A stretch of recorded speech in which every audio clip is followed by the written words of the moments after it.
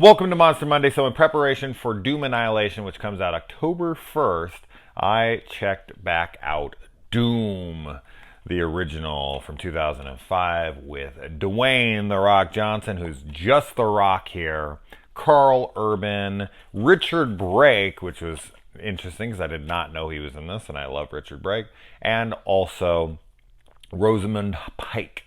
And I saw this in theaters, and I remember enjoying it, and haven't seen it since. So I was really excited to go back and watch this. And this movie kind of plays out like a combination of Aliens and Ghost of Mars, which you've got an amazing film, and then you've got a really silly, stupid film that Carpenter made late in his career. So it's an interesting combination of elements there. But having gone back and rewatched this, I can tell you, I thought this was absolutely a blast. I really enjoyed the shit out of this movie. And when people constantly tell me, I see in threads all over the place online, or I've heard in person multiple times, they've never made a good video game adaptation. Bullshit. Bullshit. Mortal Kombat is awesome. Okay, yes, nostalgia's talking, and it's not a super well-made movie, and what I don't care. When Mortal Kombat came out, it was awesome. We all listened to that damn song. Reminds me of that scene in Just Friends when they pull up listening to it. That was all of us, and that's how we'd all be right now if we threw it on. Resident Evil, the first Resident Evil movie, I thought was fucking awesome when it came out. I watched it a ton, like a ton. I'm gonna review that series at one point, but the sequels are, not great. But I love the first one. I really enjoyed the Angelina Jolie Tomb Raiders, and I actually really enjoyed the Alicia Vikander one with Walton Goggins as the guy. I'm a big Tomb Raider fan. I've played a lot of the games, and I thought that was a really good origin story for Lara Croft. So I really enjoyed that, and so to say that there's no video game adaptations that are good, it's just disingenuous. I mean, you obviously could hold that opinion and be like, I saw all the movies you're talking about, and I think they all suck. Okay, that's fine, but I think it's weird. I refuse to say a movie's terrible unless it's like outright terrible. I guess that's the difference between me and most people, is I don't think my opinion's fact. So I've watched plenty of movies where I'm like, and people, I've heard a lot of people be like, oh, I really enjoyed that, or I liked that, or the general consensus is mostly positive. And then I take my opinion and go, oh, it was a shit movie. That's just not how I roll. Like, clearly a lot of people liked it. I can tell it's well made. And I'll be like, yeah, I didn't care for it. It wasn't for me. And then there's movies that are just objectively terrible, that like everybody who watches it, of course any movie's going to have its fans, but for the most part, everyone's going to watch it and be like, wow, this is so poorly, terribly made. So the whole like, there's never been a good video game adaptation, just don't find that to be an accurate statement in the slightest, since every film that I just mentioned has a good fan base for it. So that's some bullshit. I'm sure I'm leaving off some. There's been some terrible adaptations. Of course, anything Yu makes is dreadful. The Blood Rain movies and whatnot. I think they even made a Far Cry movie, which I don't know if he directed or not, but it looks terrible. I never did see it.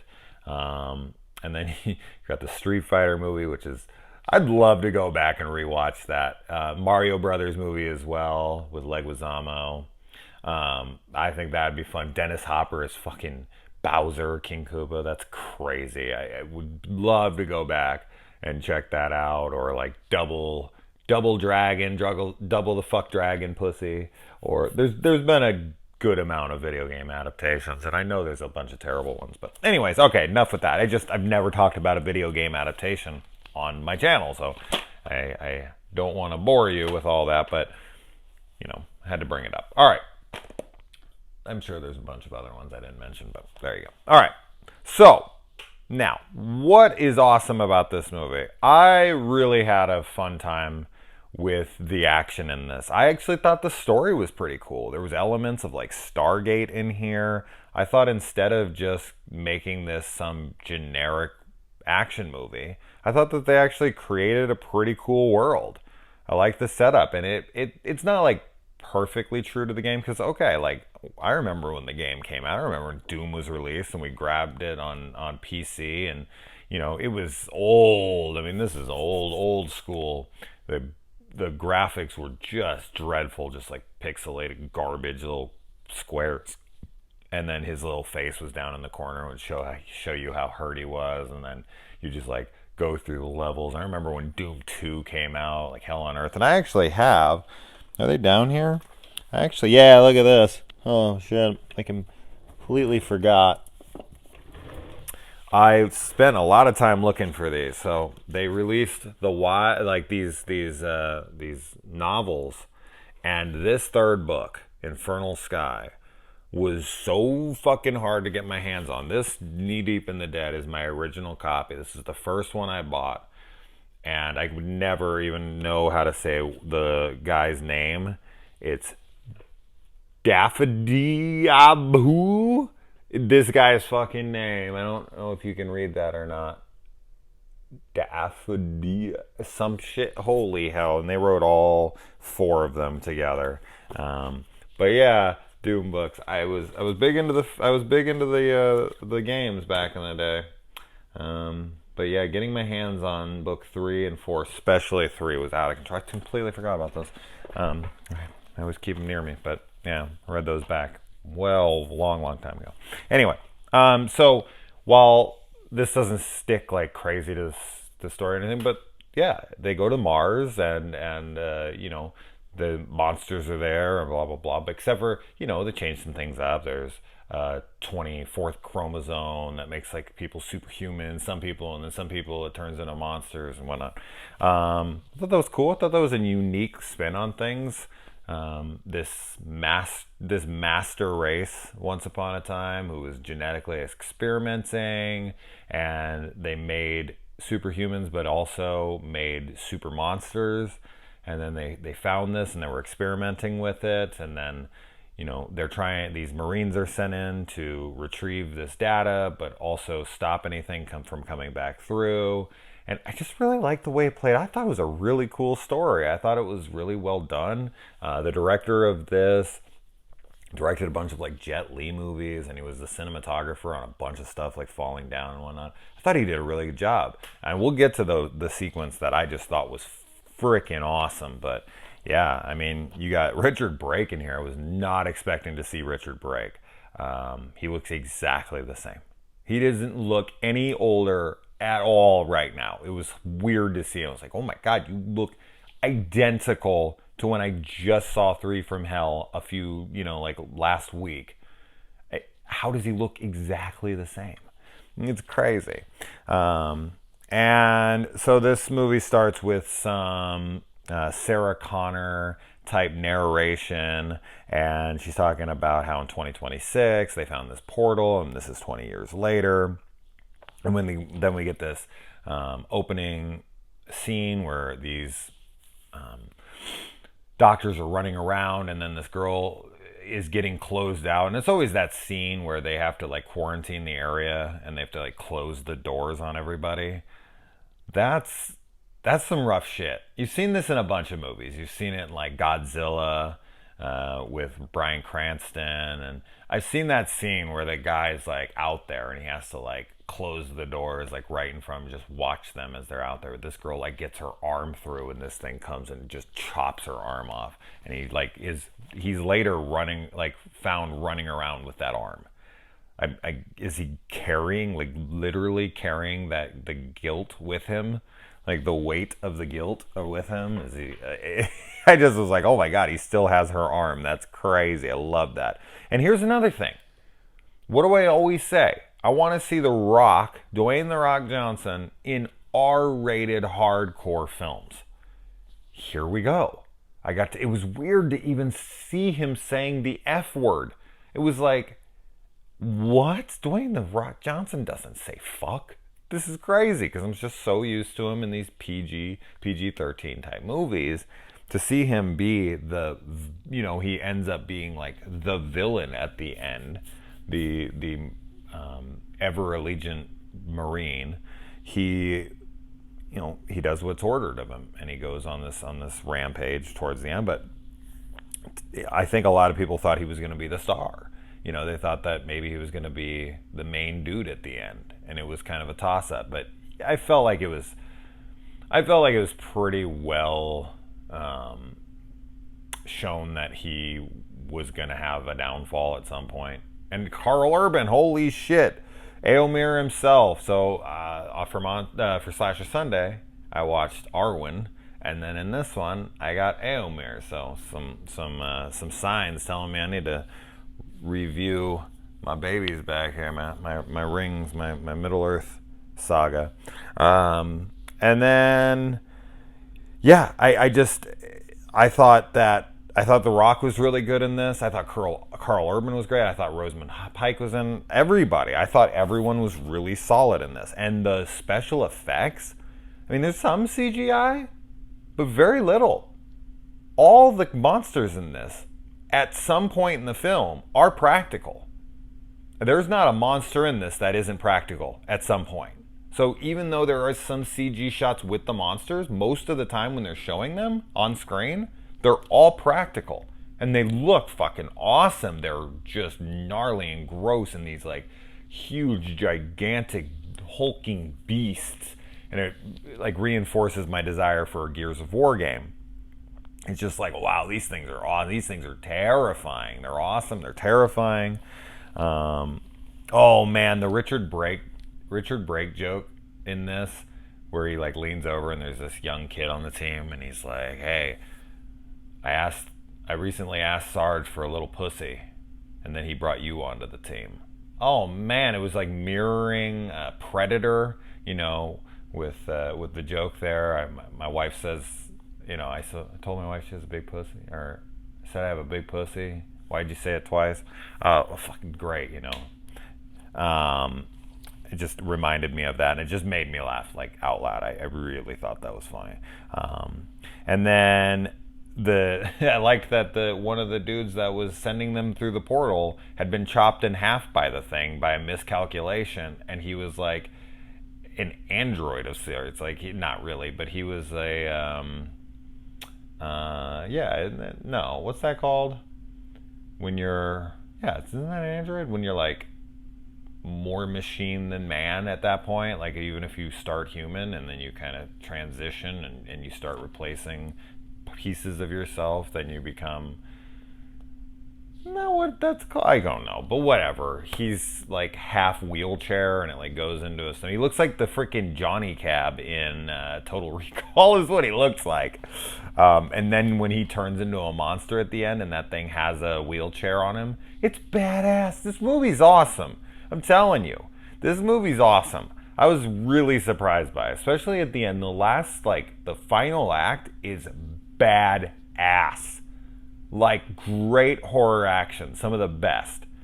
I was shocked. I was sitting there like, wow, why does this not get more attention? I'd actually like to find a Blu-ray of this because it's a little dark in spots and I think it would look even better in HD. So it's not streaming anywhere, unfortunately, but I'm going to look to see if there's a blue because I was really, really impressed by this movie.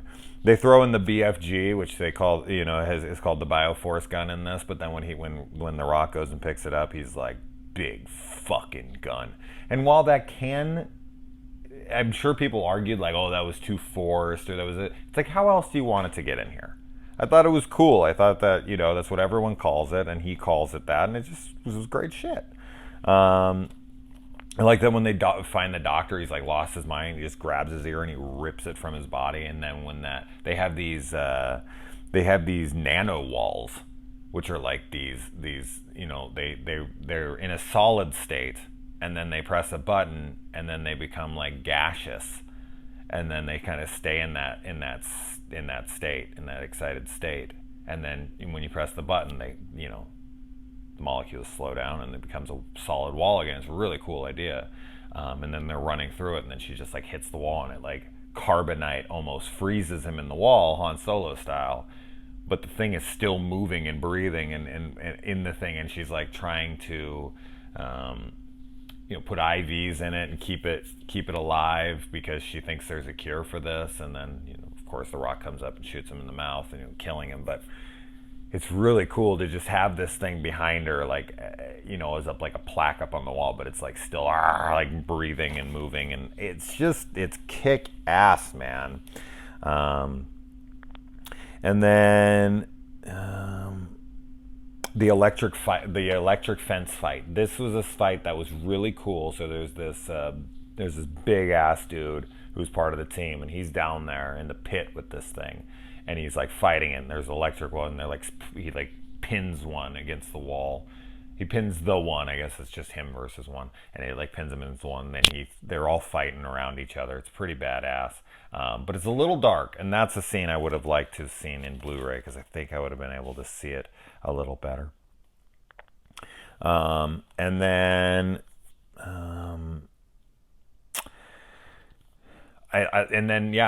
Carl Urban is like freaking out. He's like, "We need to get back there. Sarge is gonna kill them all." And then they go through to the other side, and everyone's dead. Sarge completely laid waste to absolutely everybody. And when he finds out that some could be savable, some couldn't be, he doesn't give a shit, and he still continues to kill people. He's just a typical soldier taking orders in that scenario of like, no, there can be no possibility of contamination. And I love that when he's pulled away and he's like pulled by the monsters, he's like, "I'm not supposed to die." Like, he's so convinced that he's gonna be like the last survivor, that he's such a badass that he can't possibly be taken. And then the heavy metal score, sometimes I like it okay, sometimes not so much. Kind of reminds me of Ghost of Mars in that way. I don't know how I feel about it.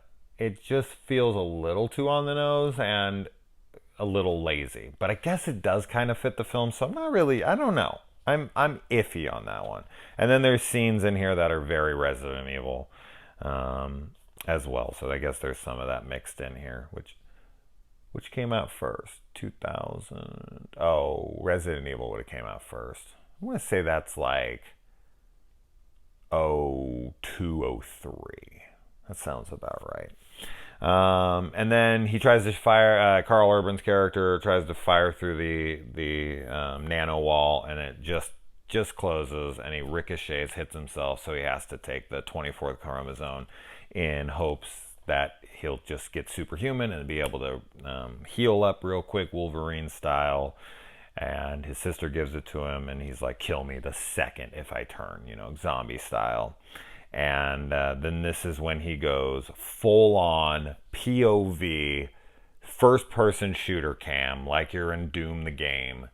And I'm telling you, man, because I'm a huge, huge fan of the movie Hardcore Henry. Why that film isn't more loved by people is baffling to me, because I seriously think it's one of the best action movies ever. Like, that, I felt that strongly walking out of it. I was like, holy shit, I loved every second of that movie. It was pure insanity. It's everything I could want it to be. So I don't understand why that film isn't more loved than it is. I've talked to people who do love it as much as I do, but unfortunately not enough. But this is kind of the genesis of that, because I've seen a few first-person movies. I've seen the Maniac remake with Elijah Wood, which was like 2012, which is fantastic. I love Hardcore Henry. Hotel Inferno by Necrostorm was a big one for me. I think I saw that before Hardcore, so I was like, oh man, finally a first-person shooter. Then they made Part 2, Hotel Inferno 2, which I actually crowdfunded, Cathedral of Pain. And then there's a slasher movie that's POV, but I can't remember what it's called, and the reason I can't remember is because I didn't like it, and I was really upset, because I was like, first-person shooter seems to just work for me, and that was the one that kind of broke my streak there. I think there might be another one that I'm forgetting off the top of my head, but anyways, I think this is the first movie to really do it. The House of the Dead movie. Oh, what a horrendous piece of shit that was. Fucking Yule Bolt. Garbage ass movie. I think they do some in that. I can't remember when that came out, but this was incredible. This was dark, it was brutal, and it was way longer than I remember. It was like, I would say somewhere between 5 to 10 minutes, somewhere in that area. So we'll like settle on 7. It was way longer than I remember. I remember being in the theater and being like, oh, I wish that was longer. And while, of course, yeah, I would have wished that was longer, I love the setup of it. I love that the whole movie is done normal. And then they're looking for that excuse to go first person. And it's right as he's injected and becomes like super soldier that we get like super soldier mode vision. And we get to see it through his eyes, like his newfound powers, essentially. And he just is like, we're seeing it through his eyes like you would in the video game. Like when you know, power up or something and then you just go full like berserker mode or something. I love that idea. I love the idea of giving him the serum, giving him the extra chromosome, him taking it, super soldier, and then just fighting monsters, you know, these creatures, and just blowing heads off and stabbing them and rolling around and having. I just thought it was so well done. The movement was so cool. I have no idea how they achieved this. If it was all CG, I don't know, but it looked amazing. It looked awesome. It looked like he was really running around and these monsters were jumping at him and his gun was coming up and shooting. I thought it was fantastic. And then I thought the fight between him and The Rock was really cool. And then The Rock thinks that he's going to be, you know, a super soldier too. And he starts to turn into a monster because he's not a chosen one, so to speak. So he thinks he's the big bad, and the real big bad is the guy. And then he pulls him through, and he's going to cut him in half by the portal. And then he lets him go right as he does it and throws a freaking grenade through there, which you would think The Rock would try to jump back through. But at that point, you know, it just blows up in his face and boom, it's, you know, it's done. It's a great movie, man. I really enjoyed the fucking hell out of this. And I'm kind of bummed that this doesn't get more attention. In fact, most times I hear people talk about it, they're like, this is trash. This is terrible. Bullshit. Go back and rewatch it. As a fucking fun action horror flick, this is like everything Ghost of Mars should have been. This is like what John Carpenter should have pulled off with Ghost of Mars. Just a fun ass action horror flick in the vein of something like Aliens. Man, I really enjoyed this. One big complaint, though, is that the BFG was not utilized. Like, we get to see it fired, like, one time, really, and it's just at nothing. I would have liked to see that thing hit a few. And then another thing, I would have liked to see a little more gore. There's actually a decent amount, and the practicals and all that were cool. I just would have liked to see a little more on display monster carnage. So, those are two minor complaints. But outside of that, I thought everyone was great. I thought it was shot really well. The action was awesome. I thought there was some really good comedic moments. I actually really cared about the characters. I really liked Rosamund Pike. I really liked Carl Urban. I liked some of the, you know, the grunts. I liked The Rock, even though he's an asshole. Like, I thought this was fucking badass. So, who has seen this recently? And if you watch it again, off my recommendation, let me know. If you're a fan, something like Aliens, and you wanted to see a better version of Ghost of Mars, check it out, man.